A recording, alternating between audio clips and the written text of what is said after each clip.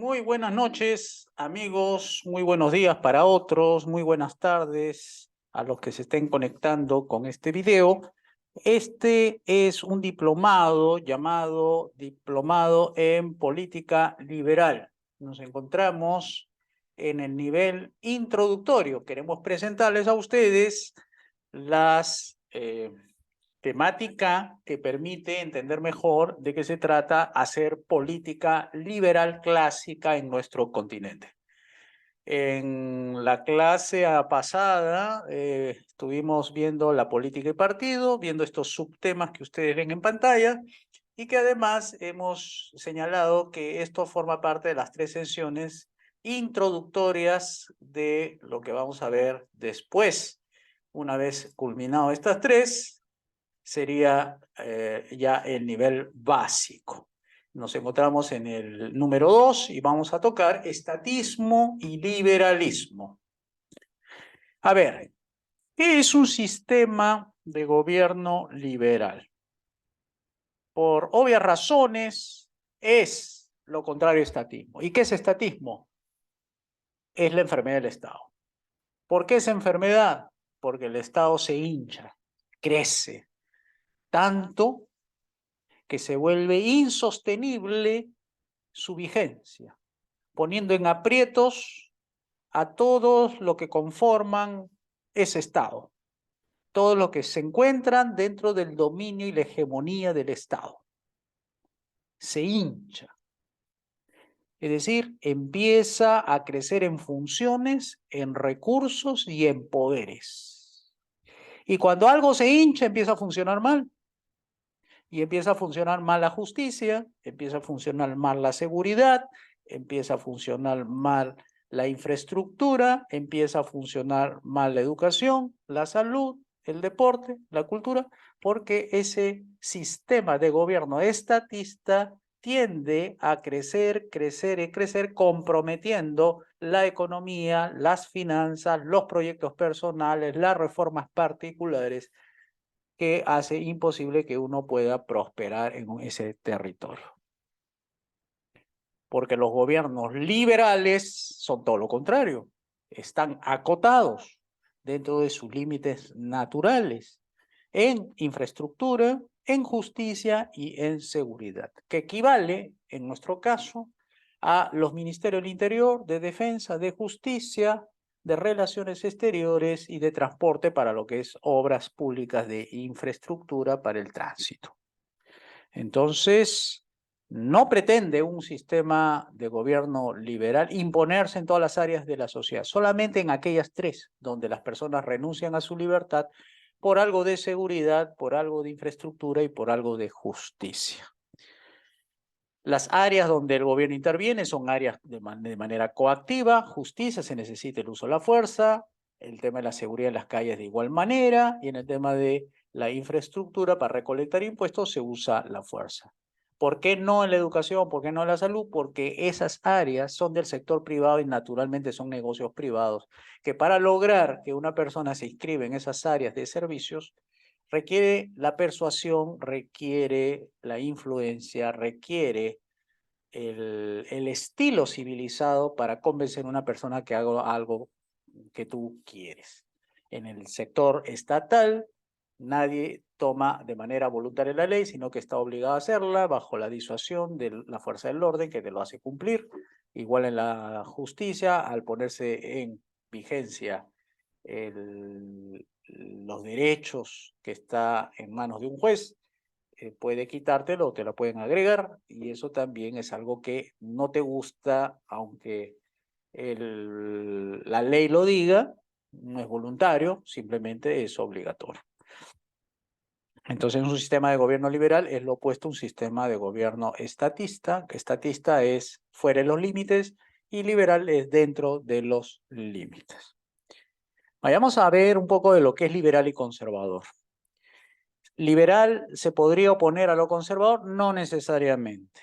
Nosotros los liberales clásicos somos 100% pro vida, porque vemos desde el momento de la concepción hasta que la persona muere. Y todo nuestro proyecto político consiste en abarcar desde la concepción hasta que una persona muere. Y eso es 100%. No somos esos tipos de conservadores que solamente ven la vida en el vientre de la madre. Y ahí acaba todo, y una vez que sale, esa personita empieza a crecer, ya nada importa ahí. Solamente es provida en la concepción, más no en lo que va a ocurrir con la vida de esa persona. En ese sentido, nuestras raíces liberales clásicas han sido siempre conservador, nada más que en un momento dado de la historia, cuando apareció la revolución bolchevique, empezó a disgregarse lo liberal clásico de lo conservador, porque influyó muchas filosofías, entre ellas la filosofía escéptica, ateística. También aparecieron movimientos seculares que empezaron a golpear a las instituciones eclesiásticas, a la iglesia, el posmodernismo igual, entonces desune lo que antes era unido. El que hizo la fusión, el fundimiento del liberalismo clásico con el conservadurismo fue el presidente de España, Práxedes Mateo Sagasta, que él hizo una unión entre el Partido Liberal y el Partido Conservador en España. Esos antecedentes nos pone en la perspectiva de que cuando hablamos de conservador en lo político, dentro de los límites que hemos hablado, justicia, seguridad y obras públicas, y conservador en nuestros valores judeocristianos, la sana moralidad. Por otro lado, nosotros vemos en esa perspectiva que nos ubicamos dentro del espectro político hacia la derecha, porque la izquierda ve desorden y opresión e injusticia, y nosotros somos orden, justicia y libertad. Somos de esas tres valores fundamentales para la sociedad, nos ubicamos en el espectro derecho. Somos, en ese sentido, políticos con principios, con normas y con valores. Libertad e igualdad. ¿Son discrepantes? Sí, en 2 de 3. Igualdad de resultados e igualdad de oportunidades, más no la igualdad ante la ley. En la igualdad de resultados, las políticas socialistas lo que han hecho es al rico despojársele de sus activos para convertirlo en una persona cercanamente pobre. Y al pobre lo terminan de hundir, porque sin activos no hay ingreso y sin ingresos no hay consumo y se vuelve una persona de bajos recursos. No hay política que pueda subir al pobre y pueda subir al rico al mismo tiempo. O sea, políticas hacia arriba, para enriquecer al pobre y para enriquecer al rico. Esas políticas no existen porque las políticas centralistas por lo general consumen muchos capitales, mucho despilfarro, porque los gobiernos centralistas, los gobiernos planificadores tienen un problema de información que no lo pueden administrar debidamente para tomar buenas decisiones, como lo haría el sector privado. Entonces, cuando hablamos de igualdad de resultados, estamos hablando de que todos deben partir de un mismo punto para llegar todos al mismo resultado. Eso es imposible por las habilidades, por las costumbres, por los conocimientos, por las experiencias que cada uno tiene y nadie es igual al otro. Por tanto, que lleguen a la meta, uno llegará más antes, otro después y otro posteriormente. Esa igualdad de resultados, cuando la han tratado de convertir en política, han hecho más pobres a los pobres y más ricos sus dirigentes que sostienen esas políticas. Cuba, por ejemplo, vive en la pobreza, pero sus dirigentes viven en la riqueza. Y eso se ve incluso en las calles en Europa, llenos de cubanos ricos que son allegados al gobierno. Luego viene la libertad, también se opone a la igualdad de oportunidades, porque hemos dicho que para que exista igualdad de oportunidades, todos deben manejarse la misma circunstancia en tiempo y lugar. Quiere decir, todos se deben ubicar al mismo tiempo y al mismo lugar para que todos tengan la misma oportunidad que le brinde el Estado. ¿Eso es posible? Es imposible. ¿Qué queda entonces? Queda la igualdad ante la ley. ¿Qué quiere decir? Todos tenemos los mismos derechos, nadie es más que el otro, nadie tiene privilegios que el otro. Por tanto, la igualdad de la ley, que es uno de los requisitos básicos del Estado de Derecho, es necesario para que no haya injusticia. Solamente es posible y deseable la igualdad ante la ley. Y es una de las mejores oportunidades para todos, no para algunos. Nos vamos ahora a hablar un poco de tiranía y dictadura. Tiranía no es lo mismo que dictadura. Tiranía es totalitarista. Se pierden las libertades tanto políticas como económicas.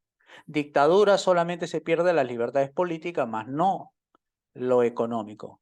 Chile, Perú, parecidos, tuvieron políticas parecidas, nada más que uno fue en el año 74 con Pinochet, dictador militar de derecha, que le dejó la libertad de mercado a los chilenos y más bien le quitaron los derechos a la libertad de participación política. Hasta 1989, que devuelven el poder los militares y se constituye un grupo de partidos políticos de centro izquierda que gobernaron a Chile hasta el año 2016, cuando entró Piñera como un partido de derecha.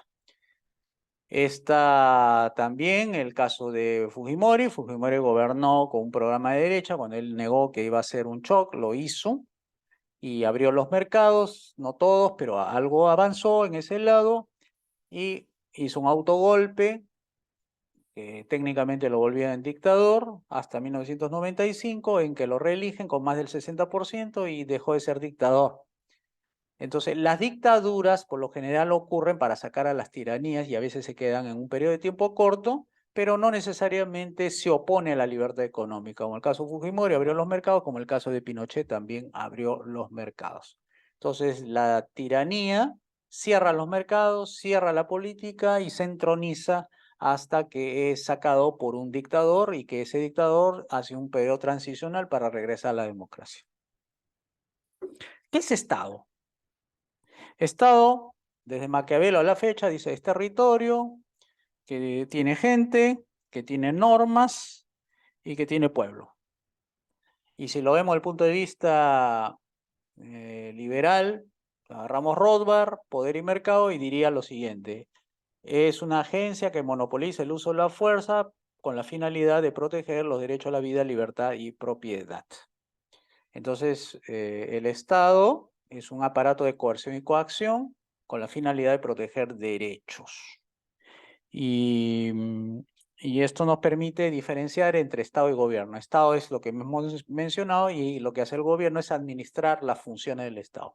Un gobierno se elige bajo reglas democráticas, gobierna la mayoría y se toman las decisiones en forma de la mayoría.